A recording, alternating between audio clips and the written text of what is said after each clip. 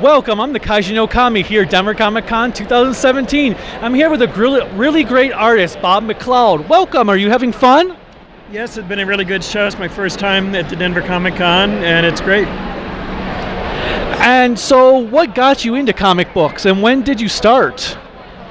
Oh, I started a long time ago. I was working at a grocery store, and one of the guys I was working with, when he found out that I could draw, he said, "Oh, you got to work for Marvel Comics."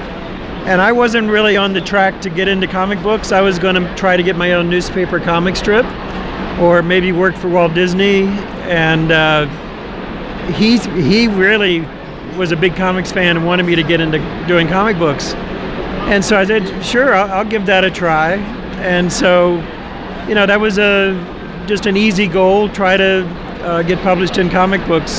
So he kind of was the impetus for that. And I went up to New York and showed my stuff around and got rejected. And actually the art director at DC Comics, Joe Orlando, told me I needed to go back to school and learn how to draw.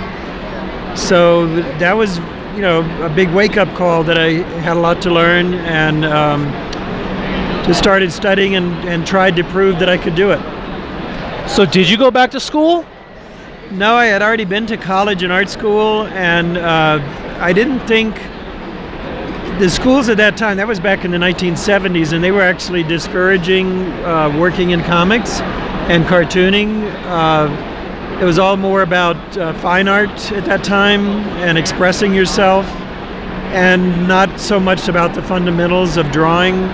And I just didn't think school was where I was going to learn what I needed to learn.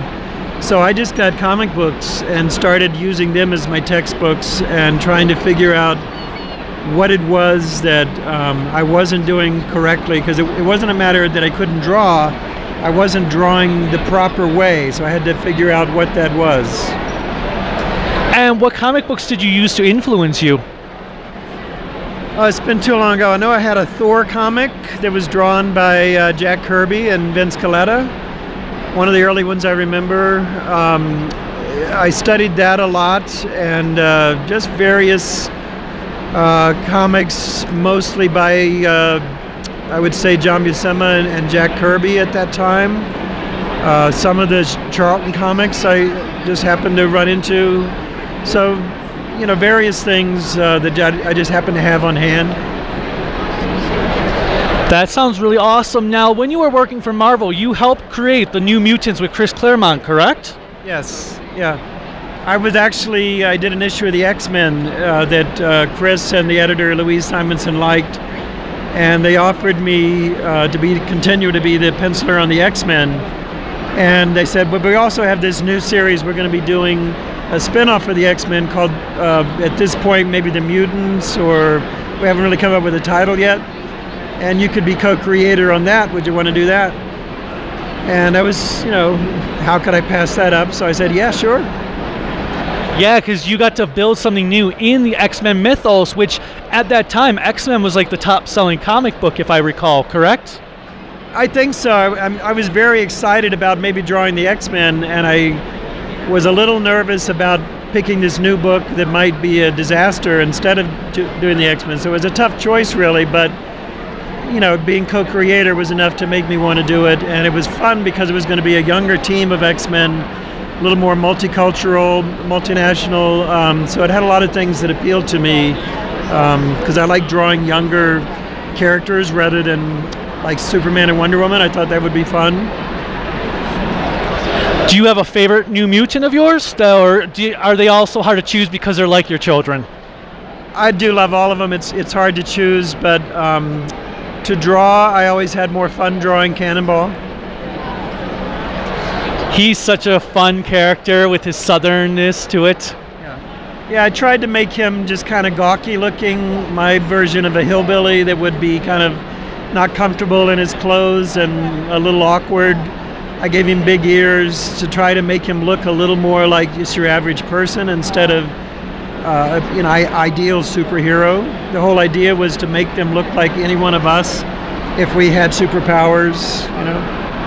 And now you've worked for both DC and Marvel, correct? Yeah, I started at Marvel because DC rejected me. And I ended up getting a job in the production department of Marvel, and so I could show my work to the editors at Marvel, and eventually got my start there. But then I bounced back and forth between both companies my whole career, really. Do you have some great memories between both companies that you loved that you'd like to share? Well, at Marvel, it was wonderful starting out there in the bullpen. There was just me and one other guy in the production department. This was before what came to be known as Romita's Raiders, a whole team of people in the production department. So I was right next to John Romita in his office. I had my little cubby hole. Stan Lee was right down the hall. Marie Severin. It was a much smaller business, so it was a friendlier company at the time.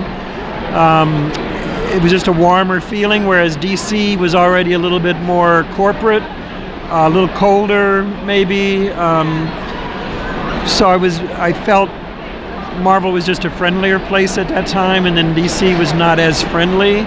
But then people started switching back and forth between companies, and those differences, became less, less dramatic.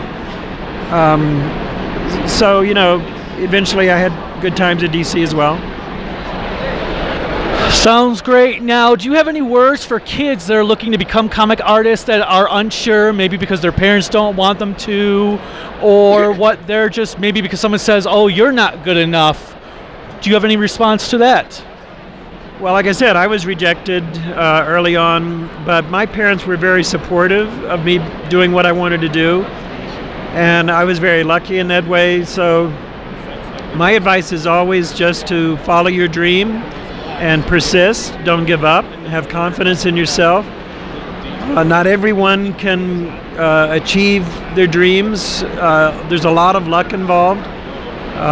There are times when I might not have been successful in my career if I just wasn't lucky. I think it was luck that put me in the right place at the right time to get the New Mutants. So, a lot of things depend on just being in the right place at the right time. But you have to just keep plugging away and don't get discouraged. Finally, where can my viewers find you on social media? I'm on Twitter and I'm on Facebook, and everybody on Facebook's trying to get me to be on Instagram. But I'm pretty busy, and it's just more time on the computer, so I haven't really done anything on Instagram. But I'm on Facebook and post a lot of stuff there. Well, thank you so much for your time. Have a great weekend. Until next time, bye.